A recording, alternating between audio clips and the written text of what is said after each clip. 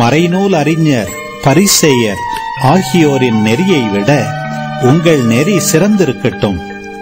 இல்லையெனில் நீங்கள் விண்ணரசுக்குள் புக முடியாது என உங்களுக்கு சொல்லுகிறேன். கொலை செய்யாதே, கொலை செய்கிறவர் எவரும் தண்டனை தீர்ப்புக்கு ஆளாவர் என்று முற்காலத்தவர்க்கு கூறப்பட்டிருப்பதை கேள்விப்பட்டிருக்கிறீர்கள். ஆனால் நான் உங்களுக்கு சொல்லுகிறேன், தம் சகோதரர் சகோதரிகளிடம் சினங்கொள்கிறவர் தண்டனை தீர்ப்புக்கு ஆளாவார். தம் சகோதரரையோ சகோதரியையோ முட்டாளே என்பவர் தலைமைச் சங்க தீர்ப்புக்கு ஆளாவார்.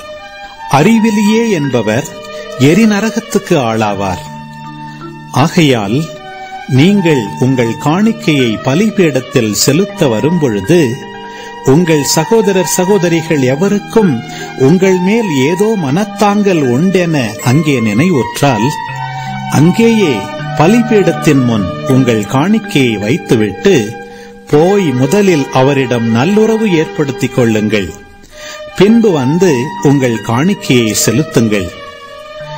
உங்கள் எதிரி உங்களை நீதிமன்றத்துக்கு கூட்டிச் செல்லும் போது வழியிலேயே அவருடன் விரைவாக உடன்பாடு செய்து கொள்ளுங்கள்.